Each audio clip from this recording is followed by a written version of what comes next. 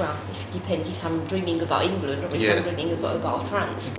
Chocolate Twix, Pixie Sticks, Pound of Donuts, Fruit Roll-Ups, Blueberry Muffin, Thanksgiving Stuffing French Fries, Apple Pies. When I walk outside, I'm like, wow. When I see a snack, I'm like, wow. Welcome to the Social Media Takeaway. This is the episode New Friends, and I'm with my new friend, Oliver Braid. Hello! So we're here today in the Talbot Rice Gallery and we're talking about new friends. Maybe there's a limit to how many people you can have as friends. I think there is a mental... I'm sure I've read somewhere. This is a nonism. We talked about nonisms before, where you're trying to recall a fact but you can't remember the book or the place in which you heard the fact, and even you can't remember the fact that much. That's a nonism, when you try and use half your fact. I think it might be like 25 or something. It's really minimal in terms of people that you can just keep in your mind and remember stuff about. I do have this one secret Facebook profile that's like not connected to any of my work profiles or my actual profile. I made it up like maybe last year or something when I was trying to stalk someone. I shouldn't say the word stalk anymore. When I was trying to be friends with someone who didn't really want to be my friend, let's say. So I have got more than one Facebook profile. I'm definitely floating out there anonymously as well. But I try not to use it because to me it seems slightly too psychotic. I never feel good about it afterwards. I just feel that drive to start with, and then I'm like, oh no, this is a stupid idea. So how many people have you unfriended on Facebook?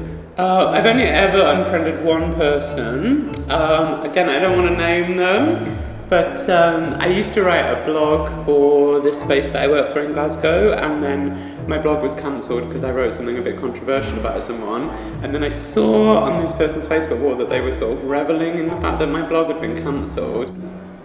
And I just felt very sad and a bit histrionic about that, so I just decided to remove that person. But I think I made quite a big scene about it actually, because it felt like it really broke my Facebook friendship code by having to remove him, and I felt angry that he had put me in that position.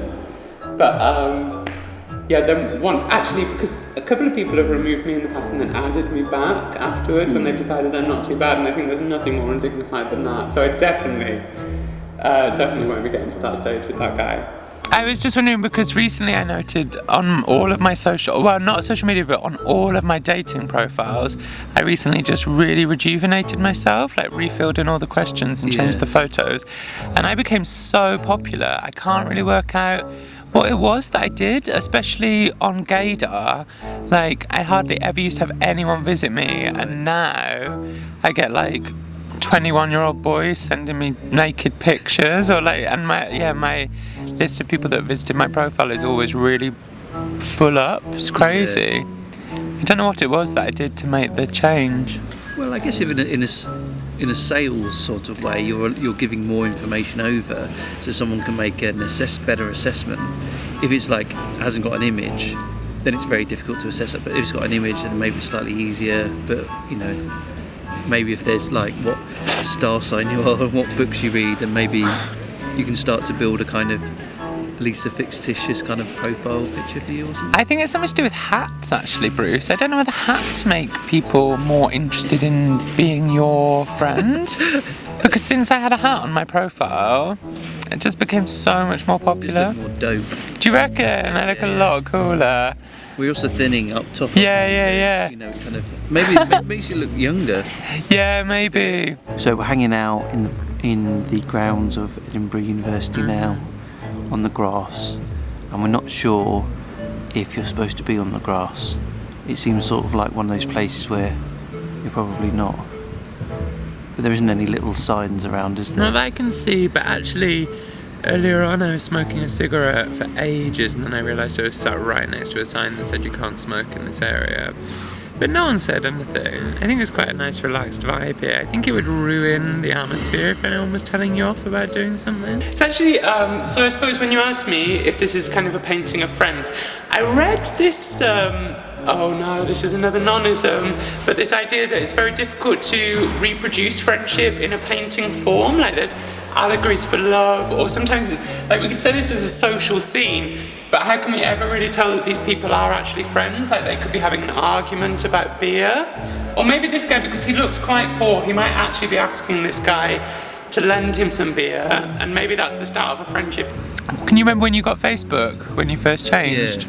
Because I was on MySpace, and my friend Anna, she was like, "Oh, there's this new thing called Facebook, and you're definitely going to join it." And I was like, "There's no way I'm joining that like horrible corporate horribleness." And it's like got a really bad name. It's like Facebook. That sounds like something you have to do at university. You have to go, something like that. And I was like really into MySpace because you could do so much with it, and you could edit it, and it seemed really creative, even though I wasn't like a musician. I think it encouraged a lot of people to be musical, even though they weren't. Yeah. Because you couldn't really have a profile without filling in that bit or making some sort of music. So I think it kind of encouraged a lot of people to make kind of half-assed attempts at music. But I always feel a bit sorry for Tom. You know Tom? Don't you feel bad for him? Yeah, he's got no friends left. I know, it's so sad. He's on Facebook now, which I think is really depressing. No. I think people generally look more friendly in hats though as well. I think you do look a bit more welcoming. You look like you've got a bit more of a fun personality in a hat, I think. Yeah. I did think that today when we were in the gallery getting told off. You thought it was alright? I kind of felt like young and silly. Yeah. Well, I'm sure that everyone's very familiar with Grindr. And if you're a lesbian, you can totally get Crusher. And if you're a heterosexual, you can get Blender. Meeting people through Tumblr and stuff, is that something that happens often? I think that's like a whole different generation actually. I think it's slightly like younger than me. But I've known people who have just met their boyfriends and stuff off Tumblr actually. But I've tried to search for that way. I don't really understand how you find people in your area, because obviously otherwise I'd definitely give it a go.